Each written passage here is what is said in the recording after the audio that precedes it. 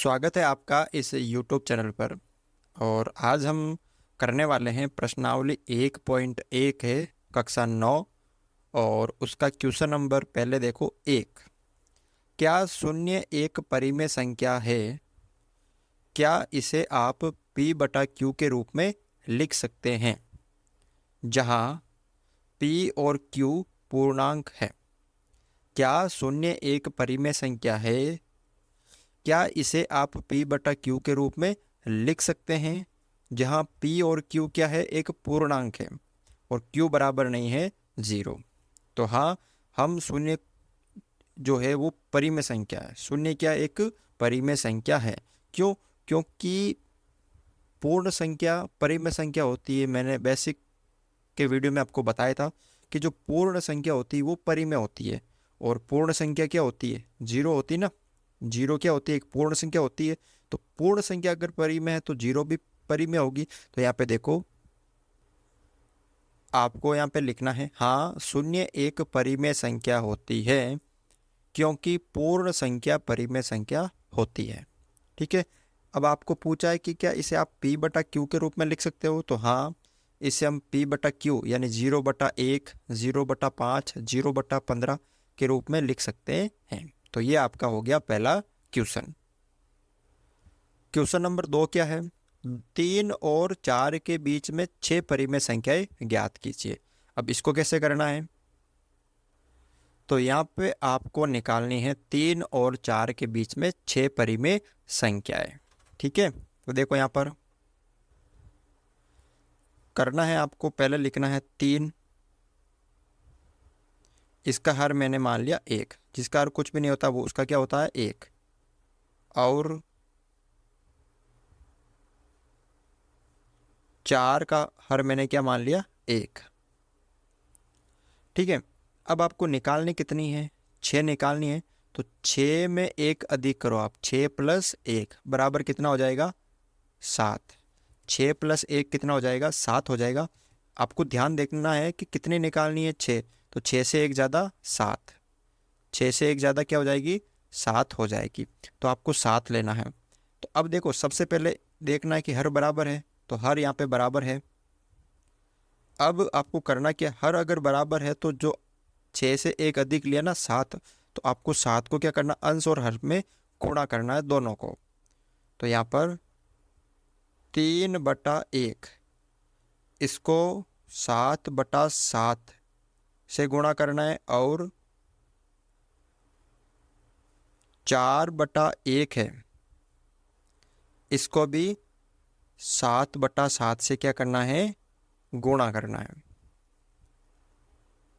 7 या 21/7 एकम 7 और 7 चौक 28, 7 एकम 7। अब देखो यहाँ पर 21/7 और 28/7 के बीच में कितनी आ जाएगी? 22/7, 23/7 ये आ रही है ना। तो आप लिख सकते हो 21/7, उसके बाद 22/7, 23/7, 24/7, 25/7, 26/7, 27/7 और 28/7। अब आपको कितने निकालनी थी? 6 निकालनी थी ना। तो देखो 1, 2, 3, 4, 5, 6 यहाँ पे आ गई। तो आप यहाँ पे लिख सकते हो, यहाँ पे आप लिख सकते हो कि 3 और 4 के मध्य 6 परिमेय संख्या है। कौन कौन सी? 22/7, 23/7, 24/7, 25/7, 26/7 और 27/7। समझ में आ गया आपको ये क्वेश्चन? क्वेश्चन नंबर 3 है यहाँ पर 3/5 और 4/5 के मध्य 5 परिमेय संख्याएं ज्ञात करो। कितनी? 3/5 और 4/5 के मध्य 5। तो वही आपको पहले काम करना है। कितनी करनी है? 5। तो 5 + 1 6। 5 + 1 कितना हो गया यहाँ पे? 6। ये तो आपको पता चल गया कि किससे गुणा करना है? 6 से गुणा करना है। अब लिखो वापस 3/5 और 4/5। अब इन दोनों का हर जो है वो बराबर है, तो हर बराबर करने की ज़रूरत नहीं है। अगर हर बराबर नहीं होता तो पहले आप हर बराबर करते हैं। अब हर बराबर है तो आपको करना क्या है, इसको भी 6/6 से गुणा करना है, इसको भी 6/6 से गुणा करना है। तो 3/5 इसको भी आप 6/6 से गुणा कर दीजिए और 4/5 इसको भी आप 6/6 से गुणा कर दीजिए। 6×18 बटा 6×5 30 और 6×4 = 24 बटा 6×5 30। हर बराबर आ रहा ना। तो यहाँ पे देखो 18/30 और 24/30। अब आपको 30 नहीं देखना, ऊपर वाली संख्या देखना है। 18 और 24 कितने निकालने, आपको 6 निकालने ना। तो 18 के बाद 19, 20, 21, 22 ये आ रही ना, तो आपको लिखना है 18/30 के बाद क्या आएगा 19/30, 20/30, 21/30,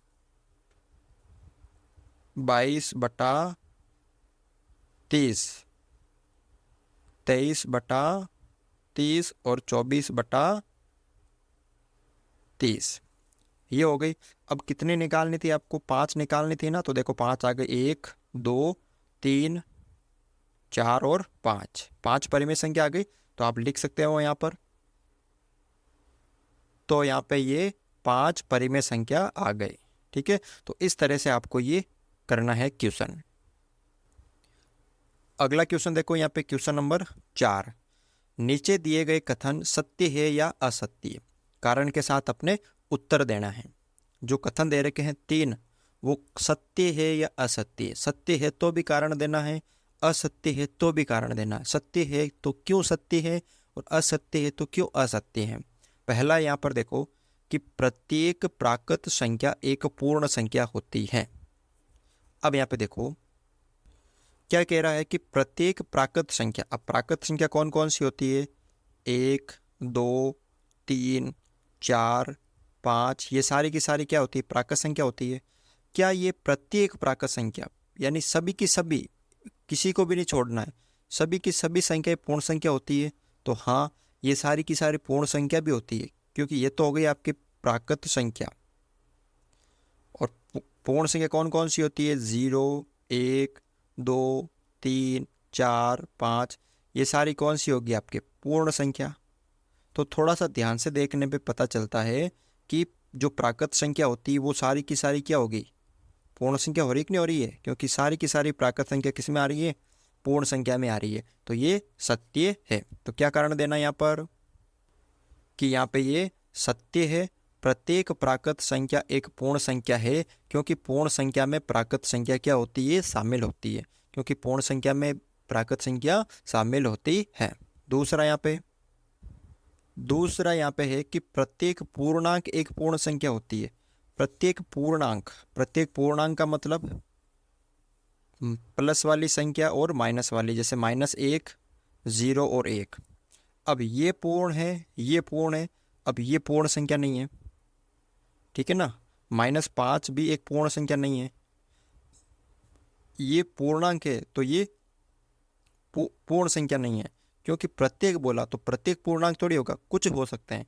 जैसे 0 पूर्णांक है तो पूर्ण संख्या भी है, 1 पूर्णांक है तो पूर्ण संख्या भी है, प्रत्येक नहीं होगा। तो यहाँ पे भी कारण देना आपको, ये कथन क्या है, असत्य है। तो प्रत्येक पूर्णांक एक पूर्ण संख्या नहीं होगी, होती है। क्योंकि -5 एक पूर्णांक तो है ना, लेकिन पूर्ण संख्या नहीं है। क्योंकि माइनस वाली संख्या पूर्ण संख्या नहीं होती है, 0 से शुरू होती है पूर्ण संख्या। अगला देखो यहाँ पर, प्रत्येक परिमेय संख्या एक पूर्ण संख्या होती है। क्या प्रत्येक परिमेय संख्या होती है। तो यहाँ पे देखो परिमेय संख्या में कौन कौन सी संख्या होती है, परिमेय में प्राकृत भी होती है, ठीक है, पूर्णांक भी होते हैं, सम भी होती है, विषम भी होती है, ठीक है। तो क्या ये पूर्ण संख्या होती है। तो प्रत्येक परिमेय तो हो ही नहीं सकती, क्योंकि प्राकृत संख्या एक परी में है लेकिन पूर्ण संख्या है, लेकिन पूर्णांक जो है वो परी में तो है लेकिन पूर्ण संख्या नहीं है, अभी हमने बात की है। तो यहाँ पे आपको कारण देना है। ये असत्य है क्योंकि प्रत्येक परिमेय संख्या एक पूर्ण संख्या नहीं होती है। प्रत्येक जो परिमेय संख्या है वो एक पूर्ण संख्या नहीं होती है, क्योंकि 1/4 एक परिमेय संख्या लेकिन क्या है, पूर्ण संख्या नहीं है, क्योंकि बट्टा में ना जो ये पूर्ण संख्या नहीं होगी। तो इस तरह से आपको ये जो क्वेश्चन है वो सारे के सारे सरल करने हैं। अगर चैनल पर नहीं हो तो चैनल को सब्सक्राइब ज़रूर करें।